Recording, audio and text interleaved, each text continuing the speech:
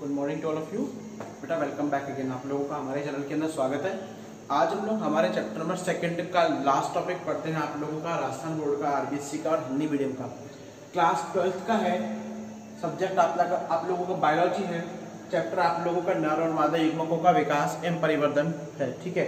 और उसका last topic है चैप्टर का गुरु बीजाणु जनन तथा भ्रूणकोश का परिवर्तन।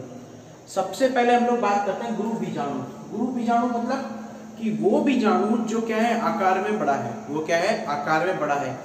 जनन मतलब उसका निर्माण होने की क्रिया, ठीक है।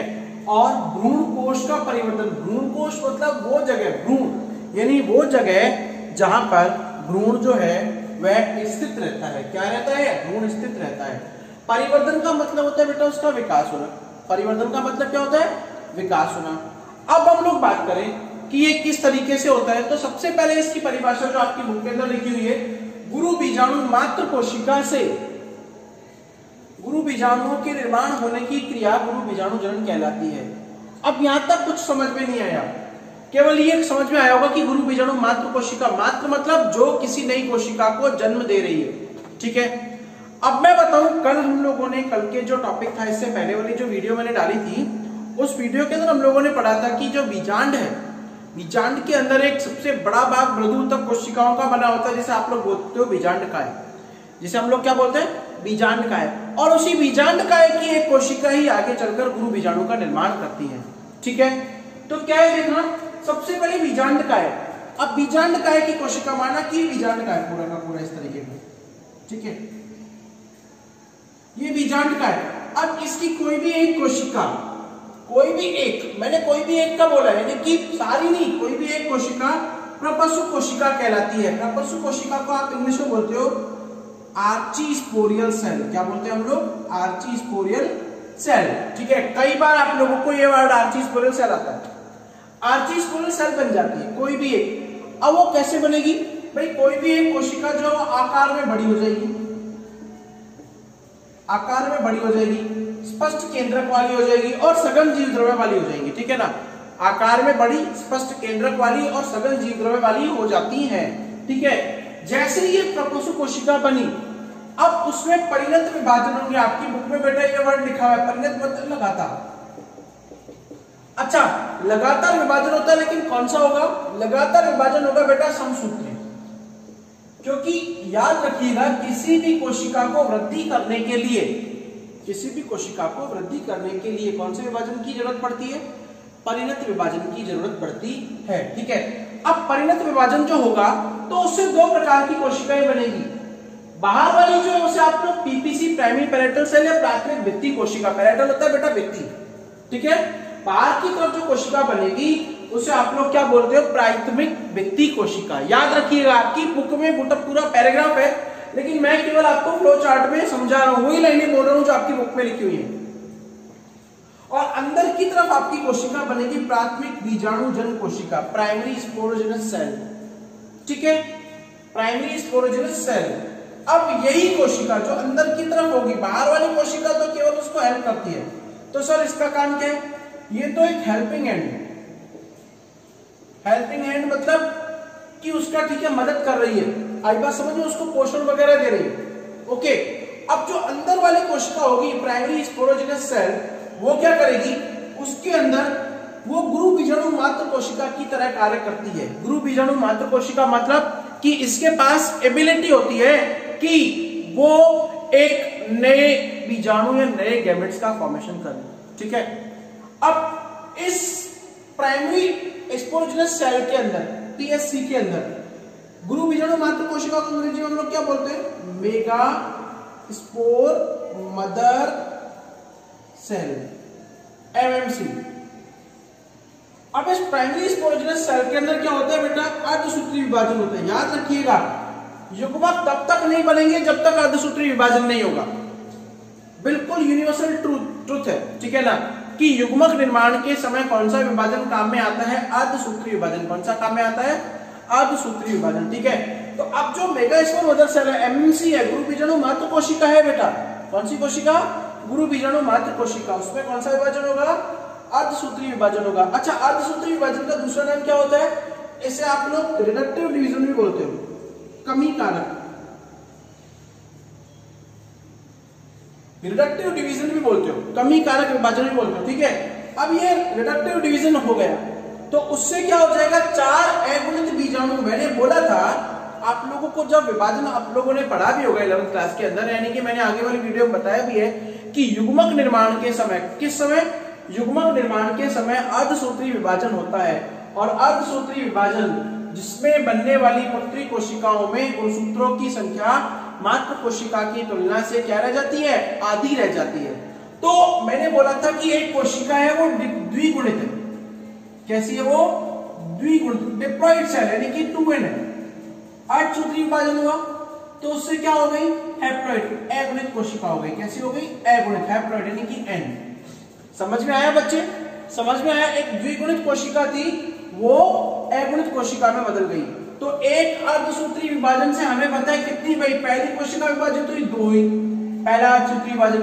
दूसरा हमें पता है समसूत्री के जैसा होता है। तो एक कोशिका से फाइनली कितनी कोशिकाएं बनती हैं, 4। फाइनली कितनी कोशिकाएं बनती हैं, 4, ठीक है। 4 अगुणित कोशिकाएं बेटा बन जाएंगी और इन चारों में से कोई भी एक, जरूरी नहीं है कि सबसे ऊपर वाली या सबसे नीचे वाली हो, कोई भी एक गुरु बीजाणु में परिवर्तित हो जाती है, गुरु बीजाणु में परिवर्तित हो जाती है और शेष 3 कोशिकाएं नष्ट हो जाती है। याद रखिएगा, कई बार क्वेश्चन आता है, कई बार न्यूमेरिकल देता है बेटा कि किसी पादप में 30 गुरु बीजाणु मात्र कोशिकाएं हैं। कितनी कोशिकाएं हैं, 30। तो उनसे कितने गुरु बीजाणु बनेंगे बेटा, एक से एक ही बनता है, 30। क्योंकि हमें पता था कि अर्धसूत्री विभाजन में 1 से 4 कोशिकाएं बनती हैं, लेकिन गुरु बीजाणु में तो कोई भी एक परिवर्तित होगी, बाकी की 3 क्या है, नष्ट हो जाएंगी। आई बात समझ में।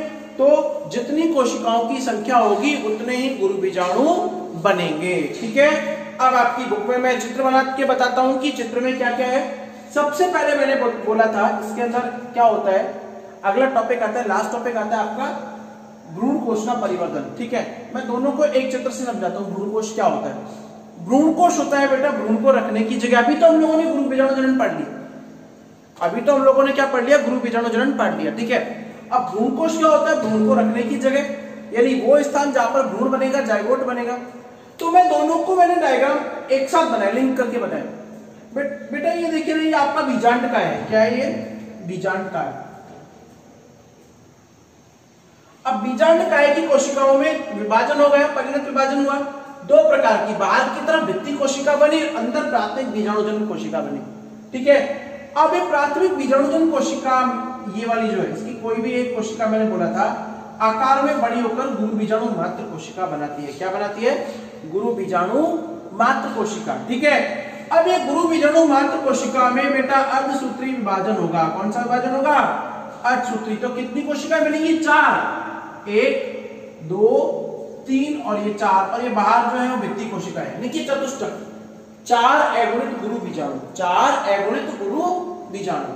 अब इन मैंने बोला था कि इन चारों में से कोई भी एक, लास्ट लिखा हुआ था, यहां तक आपका गुरु बीजाणु जनन है, कोई भी एक कार्यशील गुरु बीजाणु का निर्माण कर लेगा, ठीक है। बाकी के 3 क्या है, नष्ट हो जाएंगे।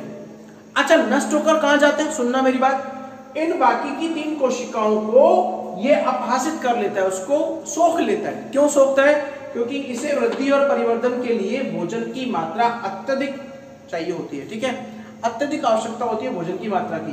तो इनको क्या है, ये अपहासित कर लेता है। अपहासित मतलब इनको ये सोख लेता है। अब जैसे ही गुरु बीजाणु बना, इस गुरु बीजाणु में 3 क्रमोन्नत विभाजन होंगे। भाई ये इसका केंद्रक है, प्रथम विभाजन होगा, 2 केंद्रक बन जाएंगे, पहला केंद्रक बना और दूसरा केंद्रक बना, ठीक है। अब ये दोनों केंद्रक क्या करेंगे, सुनिएगा मेरी बात, ये दोनों केंद्रक विपरीत ध्रुवों की तरफ जाएंगे, विपरीत ध्रुवों की तरफ जाएंगे। कई बार क्वेश्चन आता है कि प्रथम विभाजन कहां होता है, प्रथम विभाजन तो केंद्र में होगा, गुरु बीजाणु मात्र कोशिका में। जब गुरु बीजाणु मात्र कोशिका से भ्रूण कोश का परिवर्तन होता है तो प्रथम विभाजन हमेशा कहां होता है, केंद्र में, ठीक है। अब क्या करेगा, दूसरा विभाजन जो होगा, अब भाई ये पहले नंबर की सेल है, दूसरे नंबर का केंद्रक बन गया। अब इससे ये बना और इससे ये बना, नंबर 3 और नंबर 4 बन गए भाई, नंबर 3 और नंबर 4, 4 केंद्रक बन गए, 4 केंद्रक बन गए, ठीक है। अब ये दूसरा विभाजन कहां होगा, ये होगा आपका सिरे पर, ये ध्रुवों पर, ये कहां होगा, ध्रुवों पर, ठीक है। प्रथम विभाजन कहाँ होता है? केंद्र में होता है। दूसरा विभाजन कहाँ होगा बेटा? ध्रुवों पर। अब उसके बाद तीसरा, सुनिएगा मेरी बात, कई बुक में ये 2, 4 और 8 स्टेज 8 परिवस्था दी गई है, यानी कि पहले 2 केंद्रक बनेंगे, फिर 4 बनेंगे, फिर 8 बनेंगे, 3 लगातार समसूत्री विभाजन होंगे। और विभाजन कौन सा होगा इसके अंदर? समसूत्री। क्यों समसूत्री होगा? क्योंकि संख्या बढ़ाने के लिए समसूत्री की रिक्वायरमेंट होती है। ठीक है, संख्या बढ़ाने के लिए किसकी रिक्वायरमेंट होती है? समसूत्री की रिक्वायरमेंट होती है। क्लियर है? तो अब तीसरा विभाजन होगा तो 1,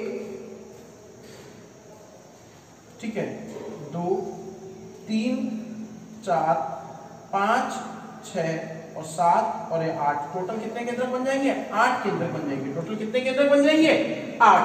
अब इन 8 में से देखिएगा क्या होगा, सुनिएगा, 8 में से 3 जो निभाग वाले हिस्से में, किस हिस्से में? निभाग वाले हिस्से के अंदर। मैंने कल आपको भ्रूणपोष की यानी कि एंडोस्पर्म की एक संरचना बनाई थी, बीजांड की बताई थी संरचना मैंने। जो भ्रूणपोष वाले हिस्से में, वो तो बेटा कोशिका द्रव को एकत्रित करके, किसको एकत्रित करके? कोशिका द्रव को एकत्रित करके प्रतिमुखी कोशिकाएं बना देती है। भाई 3 तो बन गए यहां पर, ठीक है। बाकी की अगर दूसरे ध्रुव की तरफ है तो वहां पर एक केंद्रक तो अंड कोशिका बना देता है, ठीक है, और जो उल्टी नाशपाती की शेप की होती है, ठीक है, और 2 कोशिकाएं बनती है सहायक कोशिकाएं। अब बाकी बचे 2, भाई एक तो यहाँ फ्री बच गया और एक फ्री बच गया।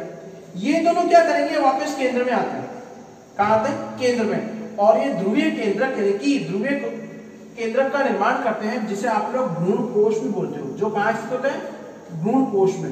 अच्छा, अब इनका काम क्या होगा? इनका काम क्या होगा भाई? पहली यहां पर तो आकर जाइगोट का निर्माण होगा, ठीक है। दूसरा एक जाइगोट यहां बनेगा और भ्रूणकोश क्या करता है? भ्रूण को पोषण प्रदान करने की क्रिया करता है। इस तरीके से आप लोगों के लघु बीजाणु जनन, लघु बीजाणु जनन मतलब गुरु बीजाणु मात्र कोशिका के लघु बीजाणु, गुरु बीजाणु जनन के अंदर परिवर्तित होना, मैंने सॉरी लघु बीजाणु जनन बोला, माय मिस्टेक।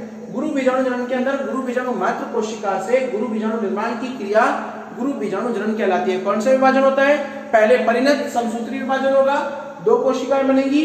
अब जो बीजाणु जनन कोशिका है वो गुरु बीजाणु मात्र कोशिका में परिवर्तित हो जाएगी।